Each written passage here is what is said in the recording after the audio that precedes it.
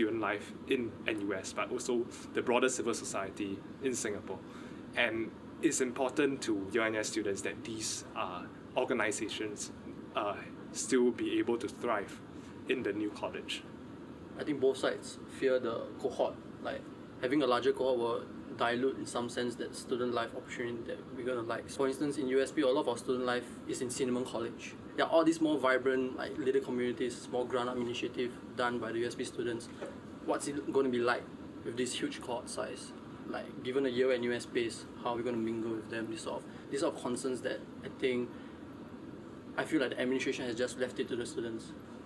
It's actually good that the administration didn't really do much to like restrict us, because I mean this is one good example of like how we can just get things going lah.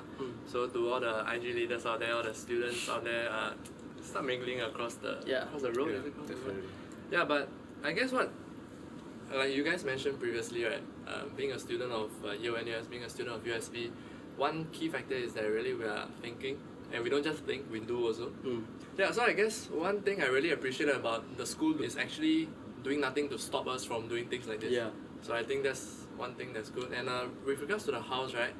Yeah, all of you are newly minted house captains. You guys know what to do from USP. Yeah. So basically, just reach out across the different schools, I would say, because that's the best way we can actually get to know each other. I'm sure you guys don't want like one prof over there like, okay, you all come and mingle. Yeah. So I guess. How can we USP also try to help relieve or alleviate some of the burdens that you guys are facing? Because in the end of the day, we are in this together. Yes. Right. Yeah. I think in my view, it's never too early to really start this kind of engagement between our colleges. In fact, I think before that, we are so separate from each other. There's too little engagement, and which is why right now when this is forced upon us, we do not really know how to proceed, but actually it's a really good thing that both students from both colleges are kind of engaging, because ultimately we're in a similar situation right here. There are things that we want to keep and also a lot of things that we fear losing. And so I think it's important for us to really find what's a common ground is between us, and so that we are able to articulate our demands to the administration when it comes to how this new college is reformed. What we hope to see moving forward is a genuine commitment to want to listen to student feedback. Basically what we are saying, what ideas that we throw up in conversations like this, we hope that the administration is really listening closely and like be committed to following through on it. Yeah. I think the reason why USP and Yale NUS is so ups, right, is because they let the students take leadership positions and they kind of just let us do our thing. Of course, with a bit of guidance, but most of the time we are kind of left to do our own thing. And I feel like this space should be given to us such that the administration knows what the students on the ground want, which is also why we're all sitting here having this conversation. I'm really happy to see that a lot of with all the bad, the good that's coming out is from the students themselves. Like everything is student driven, like the initiative, the conversations, how students are dealing with it. You know, I feel that's the positivity that we students are actually like showcasing. Hey, we got this. You know, yeah. So I hope more consultation could have been to get the students' body involvement into this. Like have some conversation. At least, even if you want to like already have a decision already made, at least you will get us involved to like mentally prep what's about to happen, rather than just say, oh, we're gonna have a meeting, all classes cancelled. Like, I don't know what's the intention of doing that in that manner, and I feel that it paints like quite a bad light on NUS, and I don't think that we as students of Yale NUS or NUS will ever want to be in such a situation again. I was only here for 6 weeks, but in that 6 weeks, you know, I was talking to my suite mates and I was like, it sucks because it would have been so much easier if I came here and I hated it, and I didn't. I really liked it, but unfortunately I think what I liked is also what stands the greatest chance about being lost. I think of course it's really good to be like, yes, we want to retain the international students, but pragmatically at NUS it's 90% Singaporean, 10% international, and that's like a quota that has to be maintained, and there's honestly not a great chance that the new college will be exempt from that. Or just like the extracurriculars, all of that. Like most of those at Yale and US are led by sophomores, because the juniors and seniors, they tend to get really busy with capstone and stuff like that. And so what happens when there's no more sophomores? You know, so like all of our extracurriculars just go away. You know, all of those things that go outside of academics go away. what we do hope is that the Yale NUS CCAs or student organizations don't simply go extinct, and that we are able to really pass it down to the new college students. Although yes, because we do, again, we have a lot, due to our international diversity, there's many student organizations that was catered for this. You have like the Latinx society, you have like Afro society, all this are at risk of just becoming extinct because of like depending on what the admissions policy is going to become, right? Yeah, whether are we going to go with the NUS model of only accepting 10% international students, or are we willing to accept more? Yeah. Now we have a larger, diverse cohort, right? And we have more like an exclusive CCAs like within New College. How will we look upon those from outside as well? Like for me, I have friends who are not in USP or in Yale NUS, and when they hear the New College, they're like, "Why are you guys sulking? Why are you guys complaining? Just merge. What's the big deal?" But to all of us, it means a lot. Like in USP side, it brings upon the question on what about our values? What's going to happen to our values, and things similarly as well. Yeah. Like as you mentioned, the Yale NUS values. How is there somewhere we can find a middle ground and like merge together as a new value? New values. Sorry, that's not. I think there's also the question of like, you know, at least for the Yale and US side, we'll graduate with Yale and US degrees until 2025, and I think a lot of people really want to preserve that. But then there's also something to be said for merging, you know, and starting that merging process. And so I think there's going to be a line between preserving those distinct degrees and identities until they go away, and, you know, ensuring that the people who do graduate in 2025 graduate with a Yale and US degree and a USP degree, respectively, right? Yeah. But then also ensuring that it's not like 2025 ends and then all of a sudden there's this new college and like no framework has been set up for integration. So it's like where is that line and how do you create it? And I think that's something that's going to require a lot of student input, but also can't be done by students alone. Like I think that requires some administration input as well. I think if to be fair, if I could like say for all of us, basically NUS, when it comes to the value creation or anything pertinent to like how you affect our student body, please have the students involved in all of that. Please don't have a forced value that we have to abide by where students don't even feel aligned to. So please get our input into it as well. So Yeah, I think like what Yong Song said, everybody wants to see this work out, not just the school but also the students. And of course, I think the school would love to have lots of international students come join us. Like maybe now we can discuss like what are 3 things you hope to see in New College. Can be anything off the top of your head. Coffee machine, anything basically. earlier when I heard about the meeting, like 3 things actually came to my mind. Like how would I make new friends from the Yale NUS side? Like I mean, come on, like increase the diversity, increase the knowledge, make new friends, have fun along the way, right? So how am I going to make new friends? That's what I look forward to. The new modules that are upcoming that I would love to take. Like the one like sign languages, which I think it's a very great thing to have, which I'm like, why isn't USP having that? I think we should have that as well. And lastly is your food. I want to have a broader diversity of food. Yeah, that's just me, but yeah, that's something I look forward to. I don't know if that counts. Yeah, that's something I look forward to. Counts. Yeah. I think the 3 most salient points that come to mind. First of all is protection for minorities and marginalized groups. I would like to see that this culture of respect and consent be carried over to New College, such that everybody can feel safe while pursuing their academic degree. Second of all is the sort of attitude, this open-mindedness to have all sorts of conversations, such that we can truly understand the people around us and different viewpoints. Third of all, I want to see that the academic freedom be retained, because I feel that a lot of people come to USP and Yale NUS to have the chance to take topics that might not be very widely available outside. For example, the first thing that comes to mind is the modules on gender that USP offers. It's quite a niche subject, and I didn't expect to find it, and it was one of the main reasons why I was like, wow, maybe I should look into the USP curriculum. And when I really looked into it, right, there were so many different modules that we could take, like ecology, cyber art, everything. So I want to see that sort of freedom be retained.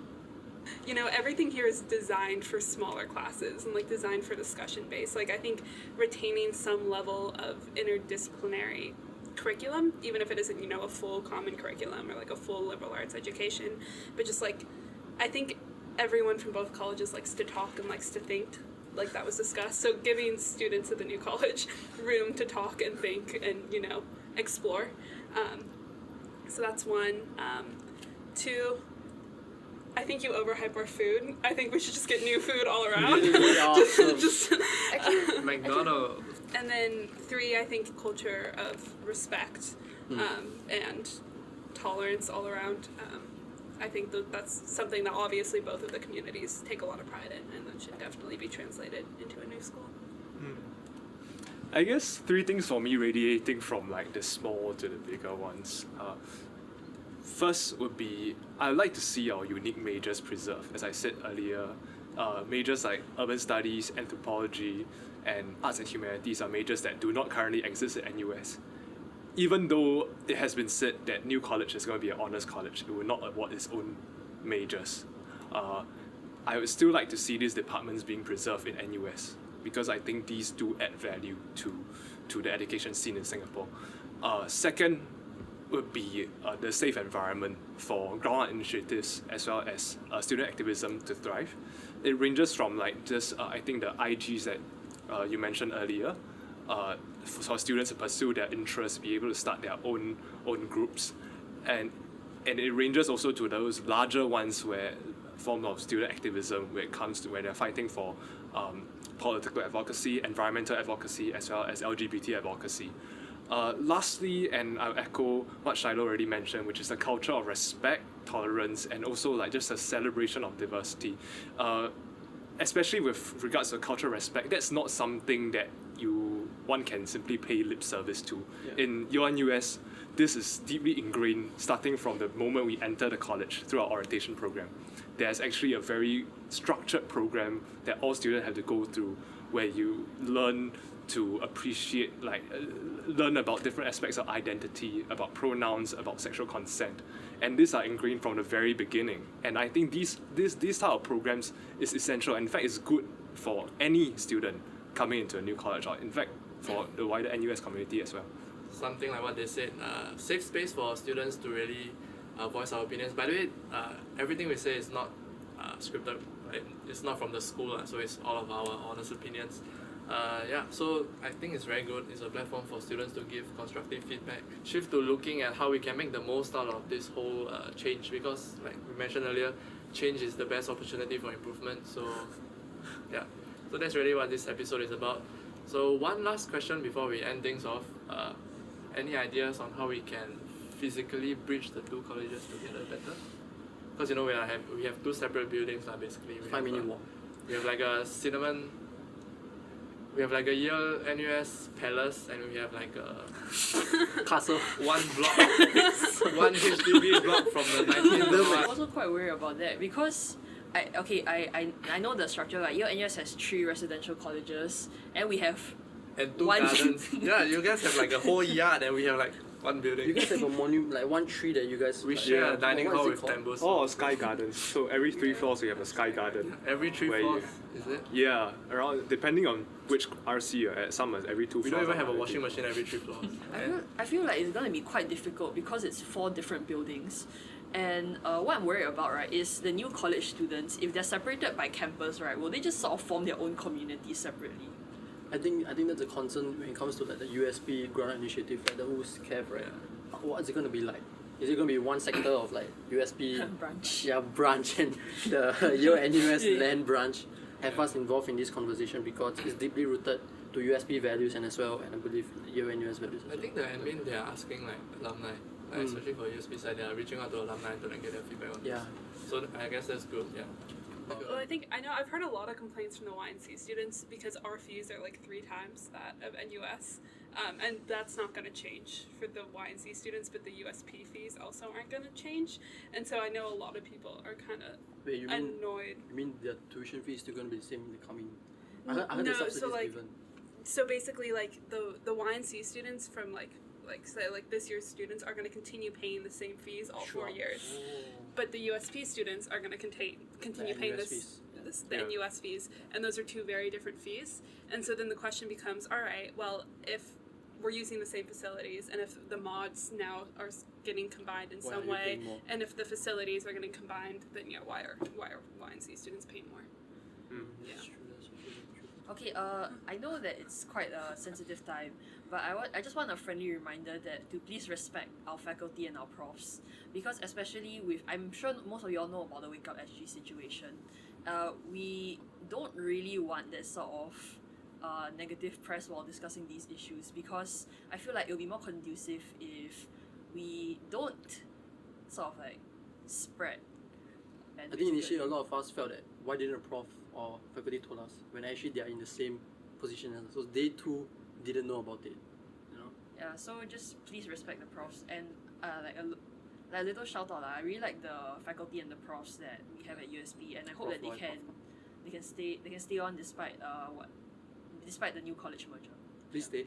Yeah, please stay. Yale NUS as well, please stay. I mean, I echo the same calls for the UNS faculty. I think it's a really amazing faculty, and I hope that even though many of them is facing a lot of uncertainty in their jobs, I hope that from seeing like students trying to mobilize and trying to retain as much of UNS as possible, that the faculty also like join us in trying to like build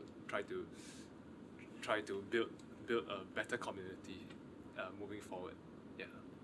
Yeah, so there you have it, guys. First episode about this whole discussion about new college. So what we really hope to achieve is to spark discussion. So yeah, leave a comment if you have something to say, and what you hope to see on the next episodes about new college, leave it in the comments. Below. If you want to see the faculty, you want to see any profs, we are hoping to have like an episode where we get like 4 profs, so that will be fun. So if you want to see that, like the video, leave a comment in the comment section below as well. Like the video so that this video hopefully reaches out to as many people as possible, so that the people in administration can check this discussion out. And yeah. So if you want to be featured on episodes like this where we just like sit together and discuss certain topics, please follow our Instagram and contact us through this handle. Just like click there to subscribe. Drop us a DM.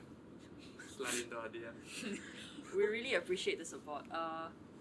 All are welcome. Yeah. So if you're an NUS student, doesn't have to be from YNC, USP. As long as you're a NUS student, I think for now we can definitely feature you. And yeah, let us know what you want to see on our next episodes. And shout out to Gongcha for sponsoring today's episode. So the packaging is kind of different because this is part of their premium Taiwan tea extract series. So if you don't know yet, Gongcha recently opened a new outlet in Utown. It's at Food Click. What's the other name for it?